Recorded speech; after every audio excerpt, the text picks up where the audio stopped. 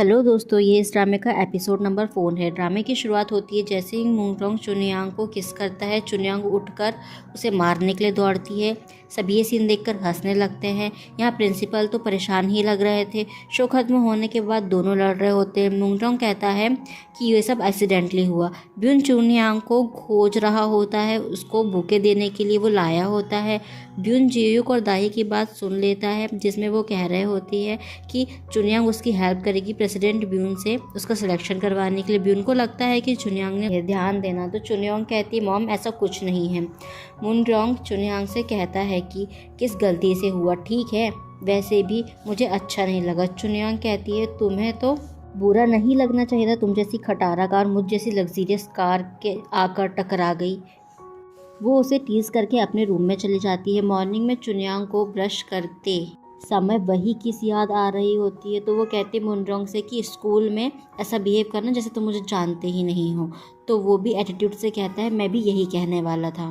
School में सभी Dodge ball खेल रहे होते हैं। स्टार्टिंग में मूनरोंग बहुत सॉफ्टली बॉल फेंक रहा होता है, तो उसका क्लासमेट कहता है कि सामने तुम्हारी वाइफ है इसलिए तुम सॉफ्ट बॉल फेंक रहे हो क्या। तो वो गुस्से दाही के सामने बड़ी बड़ी हाँकते हैं कि वो हेल्प करेंगे और वो तो रास्ते से लोगों को उठाकर स्टार बना देते हैं।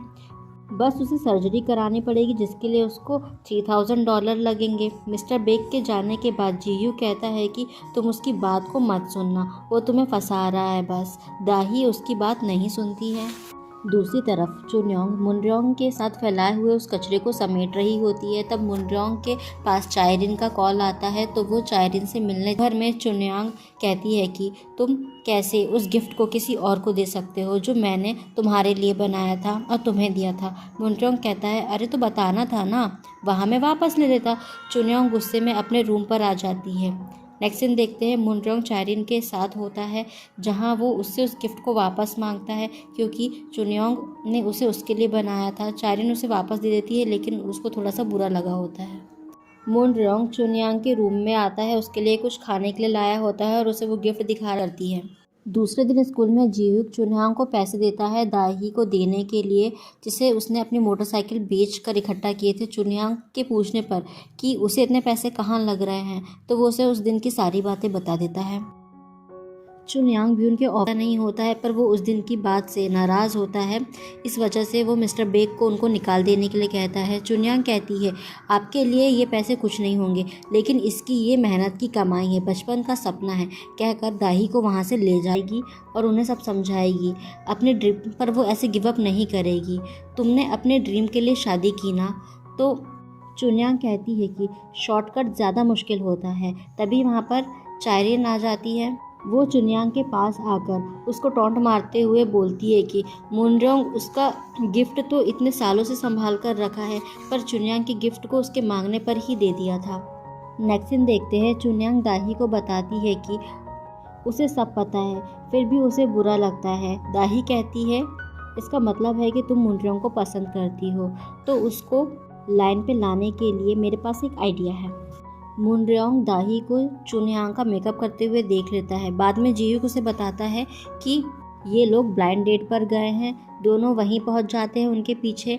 नाइट क्लब में चुनयांग के साथ जो लड़का होता है वो उससे ज़्यादा ही क्लोज होने की कोशिश करता है, तो मूनरोंग उसको रोकता है। आता है जो कि अपने कलीग के साथ वहाँ पार्टी करने के लिए आए थे। वो लड़के और उसके दोस्त है कि मूनरोंग आता है और चुनयांग को कहता है कि अब इस बार तुम ये क्या कर रही हो। ब्यून चुनयांग को पीछे करता है, तो मूनरोंग कहता है कि तुम कौन हो, क्या तुम एक दूसरे को जानते हो। ब्यून कहता है हाँ हम जानते हैं, तुम कौन हो। मूनरोंग कहता है ये मेरी वाइफ है। ब्यून को भरोसा नहीं हो रहा होता है। मूनरोंग कहता है ये रही रिंग, मैं इसका हस्बैंड हूँ और वो मैरिड है। ब्यून कहता है क्या तुम हाई स्कूल स्टूडेंट नहीं हो। तो चुनयांग कहती है कि मैं हूँ, लेकिन मेरी शादी भी हो चुकी है। नेक्स्ट डे मॉर्निंग में चुनयांग को घर पर ना देखकर मूनरोंग अपनी मॉम से पूछता है कि वो कहाँ है, तो वो कहती हैं कि उन्हें नहीं पता है, उसने कहा था कि उसे कुछ काम है। मूनरोंग चुनयांग के रूम में जाता है तो उसकी डायरी में लिखा देखता है कि आज उसके डैड का मेमोरियल डे है।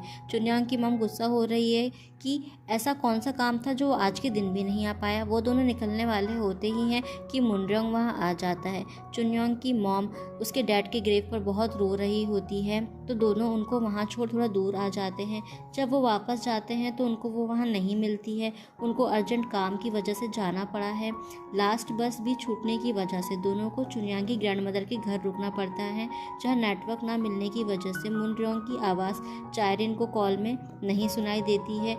ये लड़की इस समय भी मुनरोंग के पास जाने का सोच रही थी, पर मुनरोंग उसको मना कर देता है। नेक्स्ट सीन देखते हैं कि ब्यून सियोल जाने की तैयारी कर रहा होता है कि तभी उसे वो प्रॉप दिखाई देते हैं। तो वो मिस्टर बेक को कहता है कि वो एक रात और रुकेंगे फिर जाएंगे, उन्हें किसी से मिलना है। उसे चुनयांग की याद आ रही होती है, उसे वो बहुत ज़्यादा अच्छी लगने लगी है। सीन शिफ्ट होता है नेक्स्ट डे मॉर्निंग में, दोनों साथ उठते हैं। वहाँ से वो बस लेकर घर आ जाते हैं। स्कूल में ब्यून चुनयांग का वेट कर रहा होता है। स्कूल की दूर से उन्हें देखकर वहीं खड़ा हो जाता है। जियोक उसे बताता है कि ये फेमस एंटरटेनमेंट कंपनी के प्रेसिडेंट है, शायद वो चुनयांग को स्टार बनाना चाहते हैं। तो मुनरोंग कहता है कि क्यों, कोरियन मूवी इंडस्ट्री बैंकरप्ट हो गई है क्या? ब्यून और मुनरोंग एक दूसरे को देखकर मुंह बना लेते हैं। ब्यून अकेले में कहता है चुनयांग से कि उसका हस्बैंड शायद उसे पसंद नहीं करता। तो चुनयांग कहती है उसे तो कोई भी पसंद नहीं है। ब्यून चुनयांग को वही बने से हम जब मिलेंगे तब एज अ बिजनेस पार्टनर के रूप में मिलेंगे और उसका पहला आइटम वही खरीदेगा। दूसरी तरफ मुनरोंग सोच रहा होता है कि चुनयांग के पास ना तो कोई टैलेंट है ना उसे गाना आता है, ये ज़रूर उस इनोसेंट गर्ल का एडवांटेज लेके हमारे पैसे लेना चाहता होगा। उतने में वहाँ चायरिन आती है। दोनों साथ में बातें करते हैं, टाइम स्पेंड कर रहे होते हैं कि तभी वो कहती है कि जब भी वो उसके साथ होती है उसे अजीब सा लगता है, वो उसके बारे में सोचती रहती है। वो कहती है कि उसने सिर्फ अपना सोचा, उसके बारे में नहीं सोचा। मुनरोंग उसके साथ नहीं होता तो उसे अच्छा नहीं लगता। घर में मुनरोंग इसी बात को सोच रहा होता है, ना तो वो ढंग से खाना खाता है ना ही किसी से अच्छे से बात करता है। चुनयांग के पूछने पर उसको क्या हुआ है, वो चायरिन की कही हुई सारी बातें उसको बता देता है। तब चुनयांग कहती है कि वो तुम्हें पसंद करने लगी है। ये सुनते ही वो चायरिन के पास जाने के लिए खड़ा हो जाता है। तो वो मुनरोंग को रोकती है कि तुम कहाँ जा रहे हो, मैं तुम्हारी वाइफ हूँ, तुम मुझे ऐसे नहीं छोड़ सकते, तुम्हें याद है ना? फिर वो उसे कहती है कि तुम जा सकते हो, अच्छे स्कोर करो और हांगुक यूनिवर्सिटी में एडमिशन ले लो। हम देख पाते हैं कि दोनों बहुत मेहनत करते हैं और एग्ज़ाम देखते हैं। मुनरोंग के मॉम डैड सभी रिज़ल्ट का वेट कर रहे होते हैं। जैसे ही कॉल आता है उन्हें पता चलता है कि दोनों ने क्वालिफाई कर लिया है, वे बहुत खुश होते हैं। चुनयांग दौड़ते हुए मुनरोंग को ये बात बताने के लिए जाती है। उससे पहले वहाँ चायरिन आके मुनरोंग को बता देती है कि वो क्वालिफाई हो गया है। मुनरोंग